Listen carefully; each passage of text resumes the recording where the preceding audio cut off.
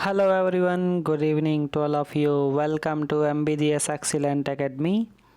आज 2 नवंबर 2021 के top 20 most important affair को करेंगे कवर, और जिसमें आज का फर्स्ट क्वेश्चन है, राष्ट्रीय खेल पुरस्कार समिति ने कितने खिलाड़ियों को मेजर ध्यानचंद खेल रत्न पुरस्कार दिए? राष्ट्रीय खेल पुरस्कार समिति ने कितने खिलाड़ियों को मेजर ध्यानचंद खेल रत्न पुरस्कार 2021 दिए? इसका आंसर है 11 खिलाड़ियों को। और इसका एक्सप्लेनेशन है, उन्हें हॉकी, जो मेजर ध्यानचंद है, मेजर ध्यानचंद के बारे में, मेजर ध्यानचंद को हॉकी का जादूगर भी कहा जाता है।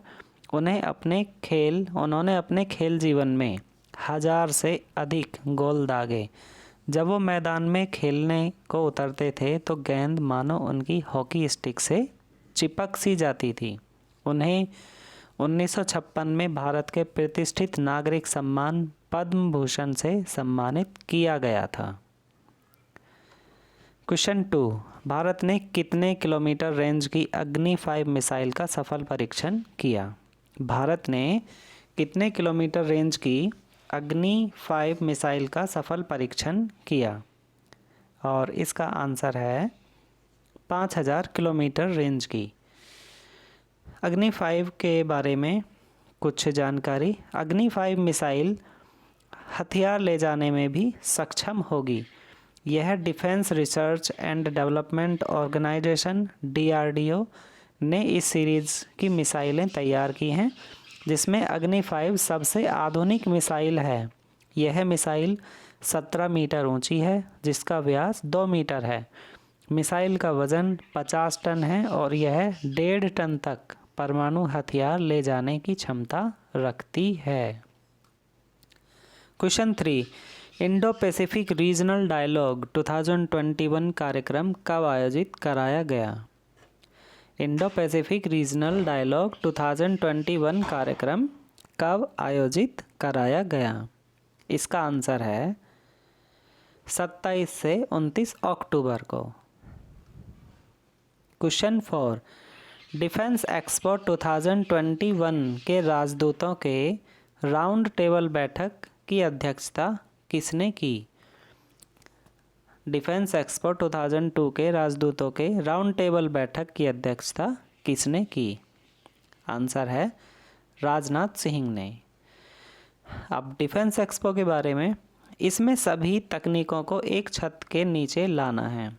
इस बैठक का जो उद्देश्य था कि जो जितनी भी डिफेंस सिस्टम से रिलेटेड टेक्नोलॉजीज़ हैं, उन्हें एक छत के नीचे लाना है, और इसमें एरोस्पेस और रक्षा प्रौद्योगिकी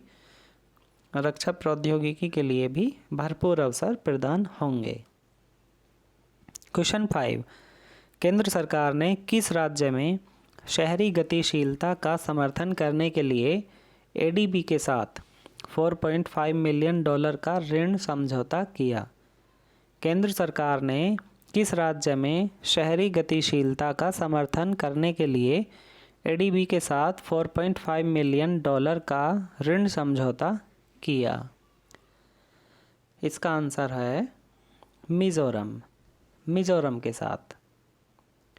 क्वेश्चन 6, किस राज्य ने 34 नए चिल्ड्रन फ्रेंडली पुलिस स्टेशन की स्थापना की? किस राज्य ने 34 नए चिल्ड्रन फ्रेंडली पुलिस स्टेशन की स्थापना की? इसका आंसर है उड़ीसा में।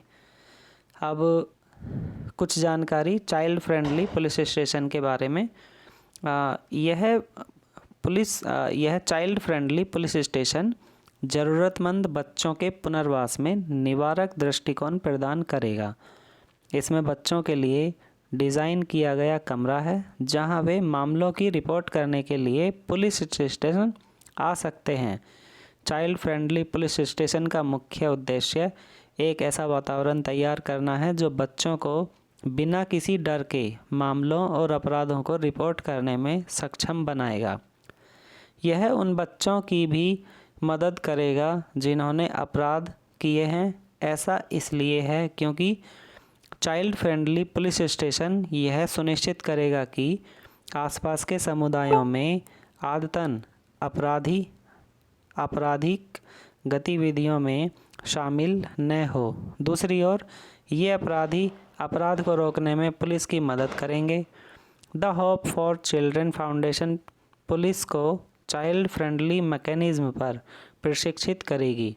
जुवेनाइल जस्टिस एक्ट का अनुपालन करते हुए चाइल्ड फ्रेंडली पुलिस स्टेशन स्थापित किया गया है। तो ये जानकारी थी इसके बारे में। अब नेक्स्ट क्वेश्चन, क्वेश्चन 7, भारत ने किस देश के साथ नई दिल्ली में पहली रणनीतिक वार्ता आयोजित की? भारत ने किस देश के साथ नई दिल्ली में पहली रणनीतिक वार्ता आयोजित की? आंसर है किर्गिस्तान। किर्गिस्तान। अब कुछ जानकारी इसके बारे में।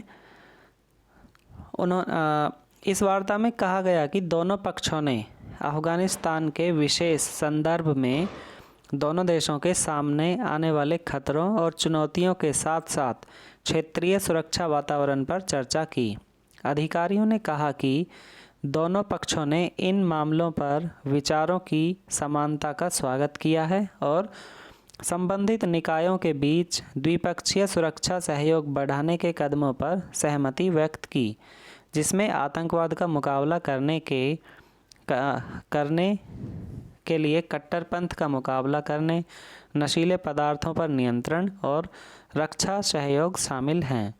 वार्ता के दौरान लेफ्टिनेंट जनरल मरात इमांकुलोव ने राष्ट्रीय सुरक्षा सलाहकार अजीत डोभाल से भी मुलाकात की।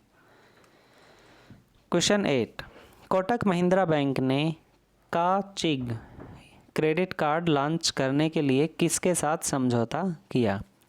कोटक महिंद्रा बैंक ने, ये एक टर्मिनोलॉजी है का-चिग, और जो संबंधित है क्रेडिट कार्ड से, तो इससे संबंधित क्रेडिट कार्ड के लॉन्च करने के लिए किसके साथ समझौता किया है?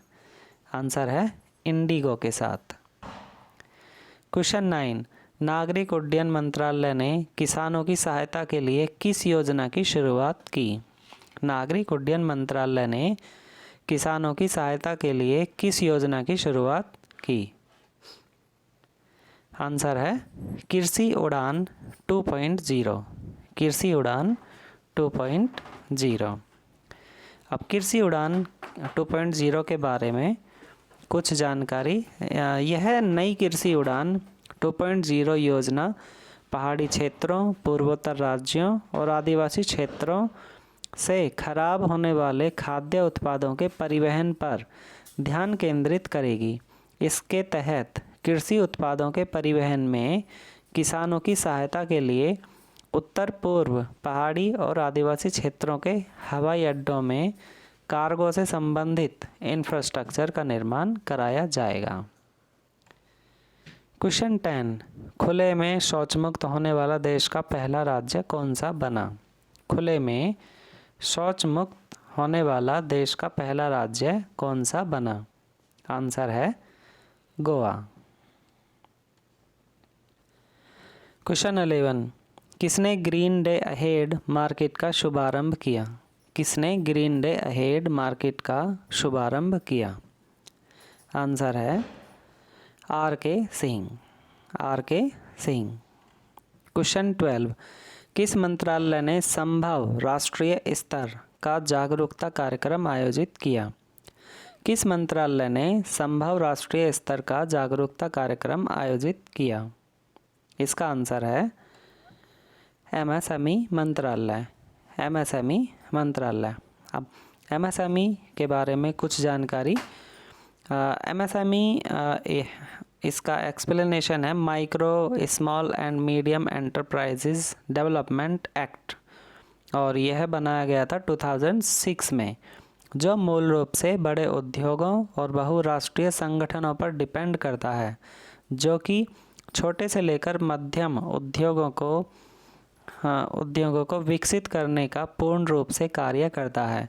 मौजूदा देश के सभी सूक्ष्म, लघु एवं मध्यम उद्योगों को एमएसएमई कहते हैं। सूक्ष्म और मध्यम उद्यम छोटे आकार की इकाइयां हैं। वे अर्थव्यवस्था में उत्पादन, रोजगार में महत्वपूर्ण योगदान दे रहे हैं। तो एमएसएमई काफ़ी महत्वपूर्ण है।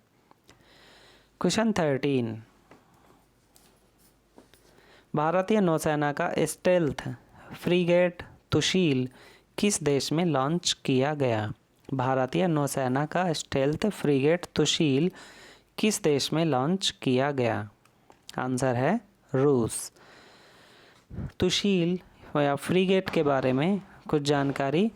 यह भारतीय नौसेना के लिए P1135.6 वर्ग के 7वें युद्धपोत को गुरुवार को रूस के लेनिनग्राद के शिपयार्ड में रूस में भारतीय राजदूत डी बाला वेंकटेश वर्मा और रूसी संघ के वरिष्ठ गणमान्य व्यक्तियों की उपस्थिति में लॉन्च किया गया। भारतीय नौसेना ने कहा कि भारत और रूसी सरकारों ने अक्टूबर 2016 में 4 अतिरिक्त P1135.6 श्रेणी के जहाज़ों के निर्माण के लिए एक समझौते पर हस्ताक्षर किए थे, रूस और भारत में 2-2। और मंत्रालय ने कहा कि इन जहाज़ों में क्रम रडार और पानी के शोर के हस्ताक्षर के मामले में चुपके प्रौद्योगिकी, जो स्टेल्थ टेक्नोलॉजी है उसी को चुपके प्रौद्योगिकी कहा जाता है, की सुविधा है। रूस से 2 जहाज़ों की डिलीवरी 2023 तक होने की उम्मीद है। मंत्रालय के बयान में कहा गया है कि इसे लॉन्च समारोह के दौरान जहाज़ को औपचारिक रूप से तुशील नाम दिया गया था, जिसका संस्कृत में अर्थ है रक्षक ढाल।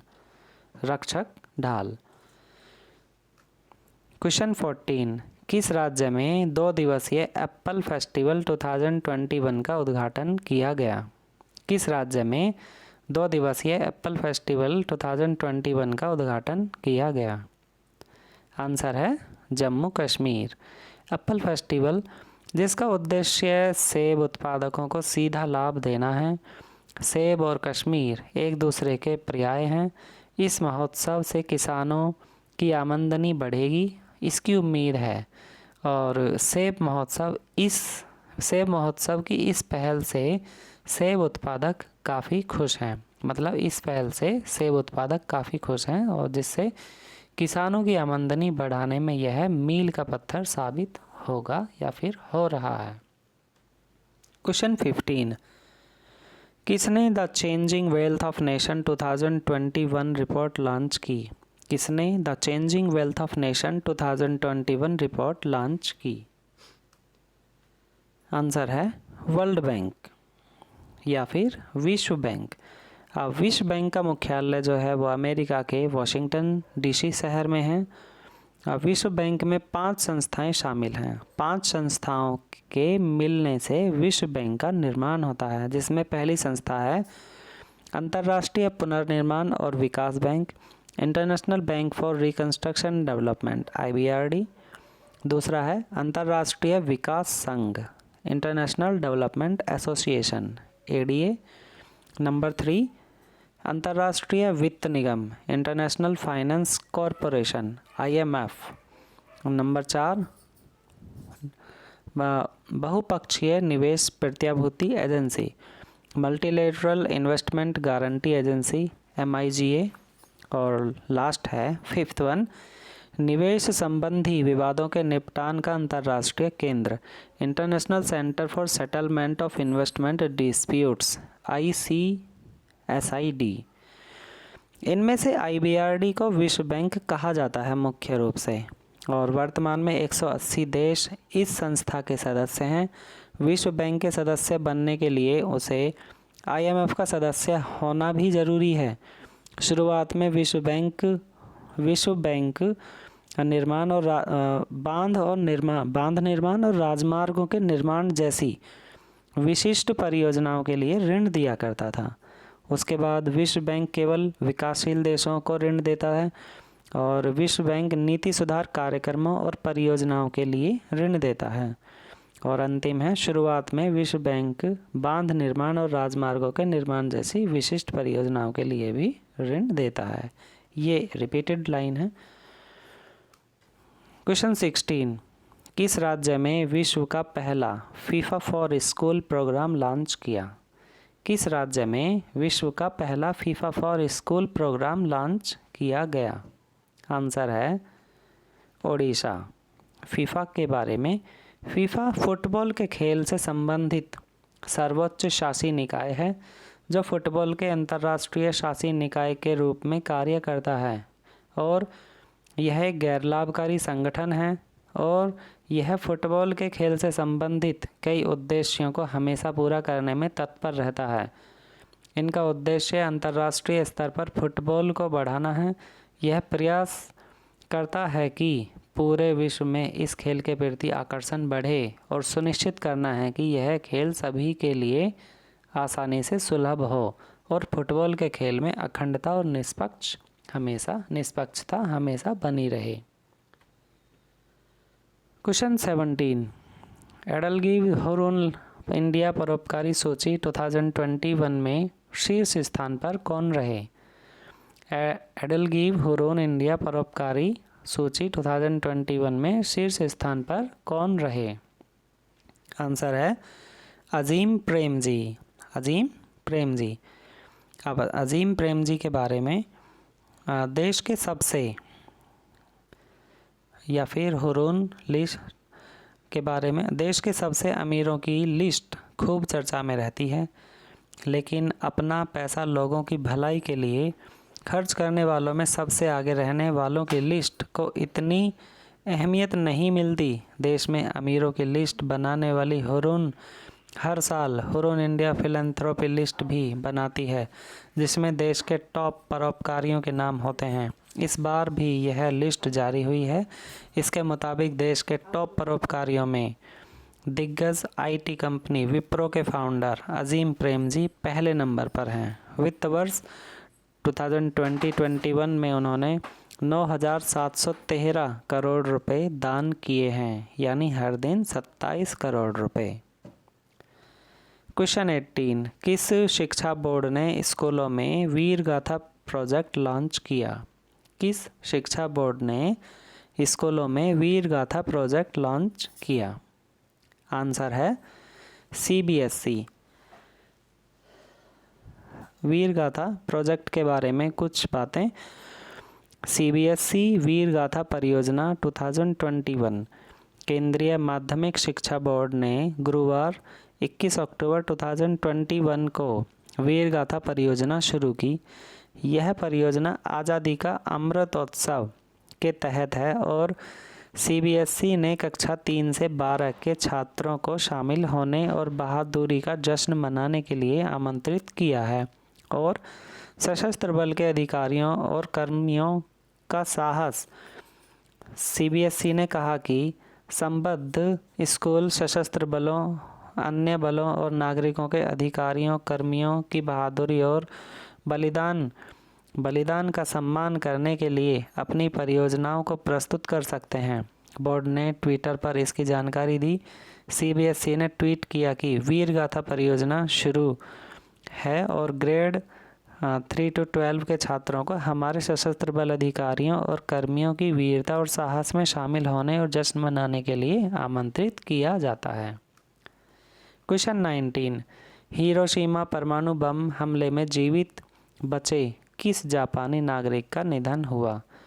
मतलब हिरोशिमा परमाणु बम हमले में एक व्यक्ति जीवित थे अभी तक और फाइनली उनका भी निधन हो गया है।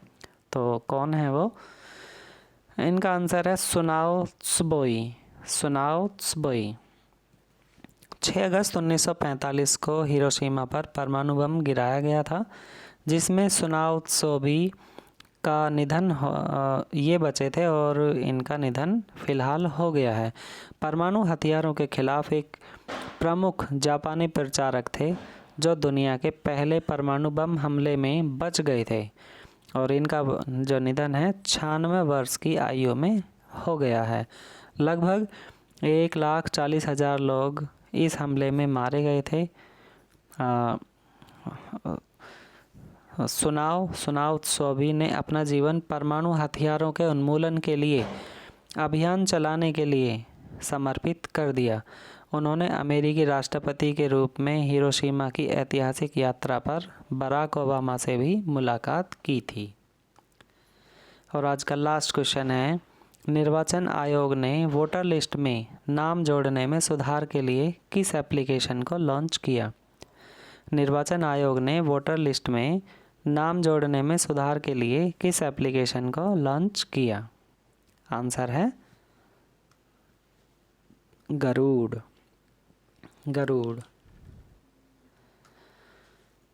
सो फ्रेंड्स, आज का सेशन आपको कैसा लगा? पिछले सभी सेशन से काफ़ी डिफरेंट रहा आज का सेशन। काफ़ी जो इम्पोर्टेंट क्वेश्चंस थे उनका एक्सप्लेनेशन भी ऐड था इसमें। अगर आपको एक्सप्लेनेशन ज़्यादा लेंदी लगा हो या फिर उसमें कुछ और चेंजेस चाहिए तो आप कमेंट बॉक्स में बता सकते हैं। लेक्चर का PDF लेने के लिए आप टेलीग्राम चैनल ज्वाइन कर सकते हैं। Thank you.